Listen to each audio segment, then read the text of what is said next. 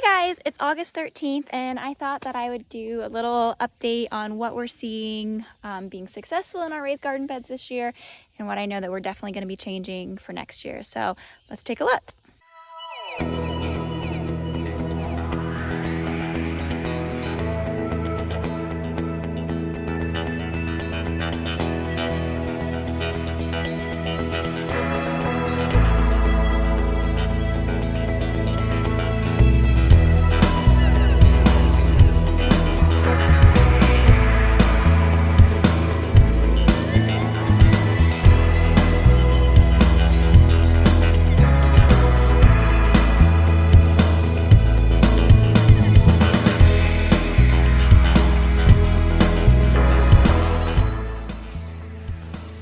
Alright, we're going to try and harvest some carrots here. They've been in the ground. Well, they were planted about 90 plus days ago. So it should be between 90 and 100 days that you can harvest them. And I just have a feeling these carrots, I don't think that they're going to do so hot in our garden. Can I hold it? Can I hold it? I just don't. Can I hold it? Hold on. I just don't think that they're going to do so hot in our garden. Anyways, let's just pluck the roots and we'll just eat them. Anyways. Well, I don't know that I would eat them. I don't know. I'm thinking that they're growing all weird because in the garden, on this half of the raised garden, I put logs to kind of fill in the space, to not have to use as much soil, but also to create nutrients as it broke down. And this side I just forgot to do. Not even thinking about that these are root vegetables, and I just don't think this is gonna work well. Maybe I'm pulling them too soon. I'm gonna let the other ones sit for a little while longer. These ones I planted a lot later than the other ones. I mean, probably a good month later. So we'll see. I'm not having much luck with the garden this year. Sure. Oh my gosh, it's full purple. Take a bite. I can't. Why? Bite it. Oh my god. I'm getting fresh water. I'm getting fresh water.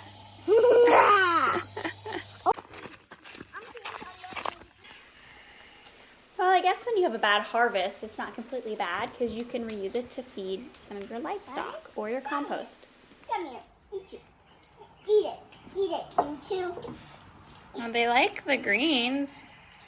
I don't know that they care for the carrot though. Try to give them a carrot. Like turn around, show them the carrot part. They're like, eat it. Eat it. Go on. Eat it. Eat it. They're like, nope. Don't eat it. They're like, nope, I don't like it. No! The green. The green. Nobody's interested in the The carrots.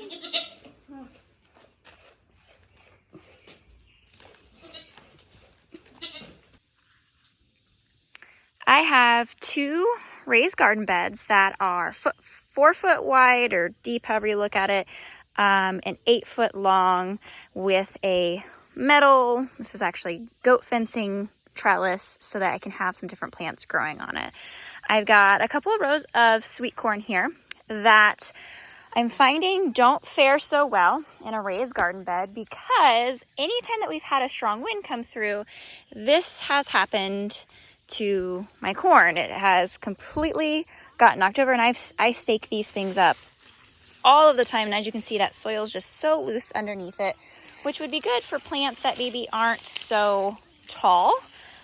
So I think that if we do, which I'm sure we will, corn next year, we're going to till out a nice piece of soil in our regular land that's a little bit more stable. Also, our carrots aren't thriving the greatest. They look good, but the moment that we pull them up, I mean, they are just the most pitiful looking things. Like, these have been in here probably 100 days or so, and there's nothing to them. And that's because I use logs at the bottom of this half of the raised garden bed to give it some structure, so I didn't have to fill it with as much soil, and that would break down to natural nutrients, which, not thinking this is a root vegetable, was going to hinder its growth ability. Same with like this corn. I'm wondering if maybe they weren't able to take root as well as they should have because of that. But this is trial and error, and we're learning as we go. And if you have any tips and tricks, let us know. Another thing that I'm definitely noticing is that although they be very pretty, sunflowers don't really serve a purpose in the actual garden. Now, having them close by will attract our pollinators, but they're taking up all of this space, using up nutrients, and blocking out sun, especially our mammoth sunflowers, which are so fun to look at. I mean, this thing is all the much of 9-10 feet tall, but it's actually being propped up with the tomato cage because it's just falling over. They're starting to choke out the tomato plants with their leaves and just falling over because, again, that soil's pretty loose. So I don't even know that I'm going to let them stay in here very long to fully flower out. I might just pick them because they're in the way. We've got our strawberries, which 2 of them are new this year. This is a new one this year. This is from last year, but we did transplant it from another area. And then this one is new. And actually, it's really like taken over. We've got a lot of these runners, which I'll probably cut back just to kind of keep it maintained here and make it a little bit healthier for the plant. Our beans, as the beans start to fill up on the plant, they're starting to fall over, which puts the plant at risk for more disease if it's laying directly on the soil, more bugs, that sort of thing. I'm probably ready to harvest some of these beans here, but those have done okay. The cucumbers, I've already posted a video about us having some issues, and I keep having them plant after plant. I've probably lost at least 3 or 4 of my cucumbers plants and haven't gotten a single cucumber at all that I could eat because of what I suspect to be cucumber beetles that are these bugs that will land on them. They're either circular or more oblong, kind of oval in shape. They are like a yellowish, greenish color with black spots, and they'll land on the leaves and they'll bite the leaves to eat them. And a lot of times those bugs carry diseases that will basically cause your plant to wilt and die, and then you lose it completely. I mean, it's really hard to come back from it, but we're trying to be as natural as we can without using any kind of parasite control or bug control. We don't want to use any kind of poisons or anything like that on our food. That was kind of one of our big motivations of growing our own. Over here, we've got our melons, which they are really taking off. I've got, these are cantaloupe on this half here. I've got a few cantaloupe plants going. I've actually got one hiding down in here that we'll have to kind of crib up. We'll have to put up like some kind of meshing as it gets bigger so it doesn't fall off the vine. They look like they're doing pretty well. We've got some good connections with the trellis, so they're on there decently solid, but these are going to get pretty big fruits on them. But my concern is those same beetles that like my cucumbers also like melons, so I'm really afraid they're going to do the same damage over here. So I've got to come up with a good solution.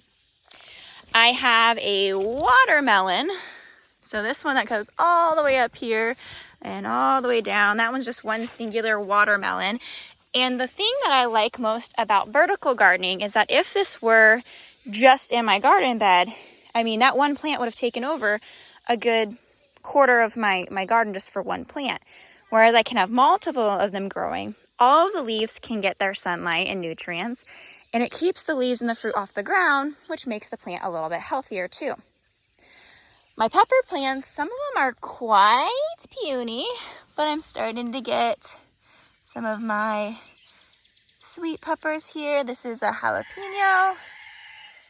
Although this one looks like a jalapeno. Nope, that one's a sweet pepper. We are going to be getting some of those here shortly. I don't know that any of these even have any flowers. Oh, that one's got a little guy over there. But lots of things that we're going to be changing for next year. This here is who I suspect to be the culprit of doing so much destruction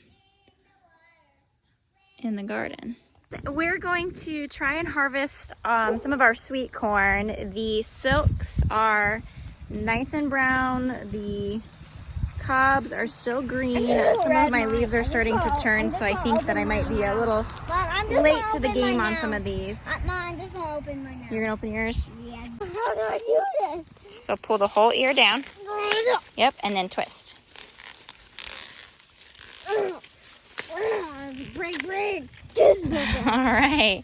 Now open. You want to open it and see? All right, let's see if we harvested at the right time. So last year when we did sweet corn, none of them turned out, which I don't get why some of these on the ends are like funky, but they say that if you take your fingernail and press it into the kernel, if you get a milky white substance that comes out, then it is ready to harvest. So let's see here. Can you poke your fingernail into that? No? I don't know. What do you guys think? I mean, it's sticky, but it's not milky white. Well, we're gonna give these a try for dinner. I'm hoping they're good. I have no idea what I'm doing with sweet corn, but from everything I read, as if the silk on the end is dark and the cob is still green, and you've got that milky white, then it's good. This one's already right. One's milky white. Yeah, okay. Well, we've got some corn.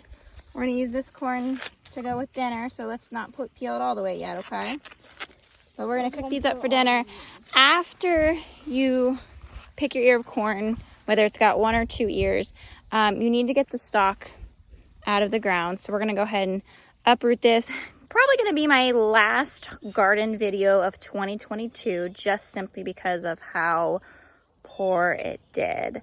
I have really only a few plants that are producing, but even then we haven't gotten to harvest anything. The same things that happened to our cucumber plant happened to our melons. So cantaloupes are a no-go this year. Our watermelon looks fantastic as far as the plant goes, but I think we only have one watermelon that started to develop, and it's looking like this. It grew up the trellis wonderfully. Like, it's up and over the trellis, exactly what I wanted it to do. So I'm not even sure what happened here. So that was a total bust. Our tomato plants are, there's green tomatoes on there and they're staying green. We actually have quite a bit of green ones. So it may be that I just end up with a whole bunch of tomatoes all at once that I need to figure out something to do with. And then last but not least, we have our sweet peppers, which are producing some. That one has got the flowers, but no peppers. This is a jalapeno. Flowers, but no peppers. And then we've got like a pepper or two down on that plant.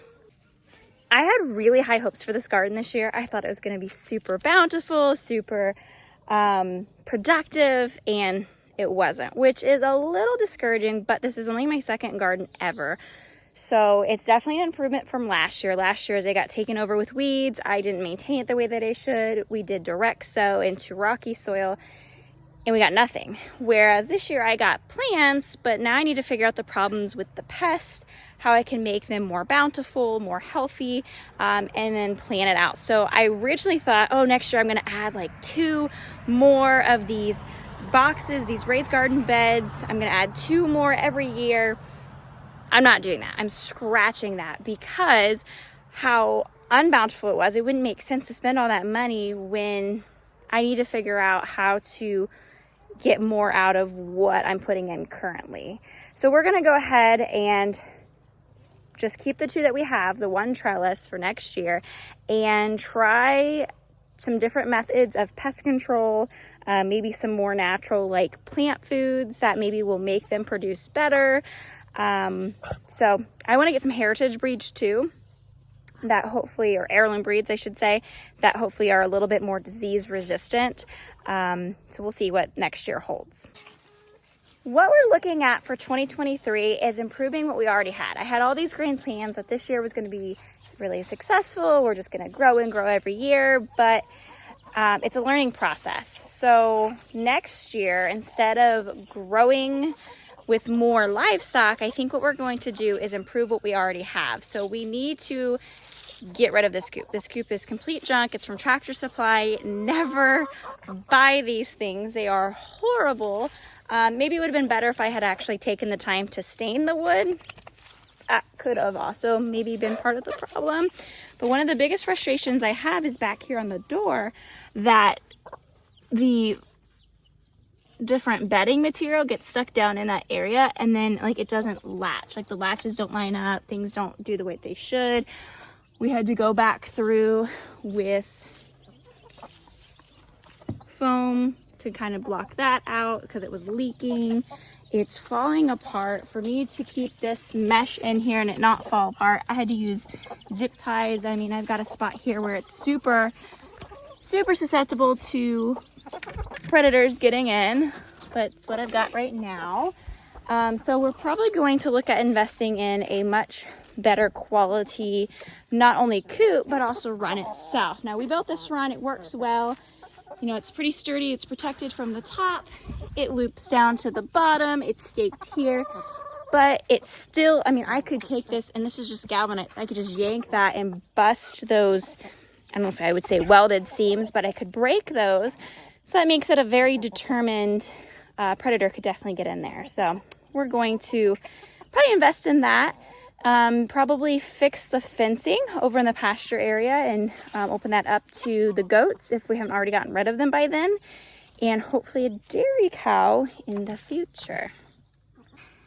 Now we do plan on doing some things throughout the winter, but they'll probably be more like indoor projects on the house, as it is a modular that wasn't necessarily maintained the best. There was a lot of DIY work and they weren't very good at it. So maybe I'll make some videos of the progress in there during the winter, but this will wrap up probably some of our warm weather videos as to what's going on this year here at the homestead.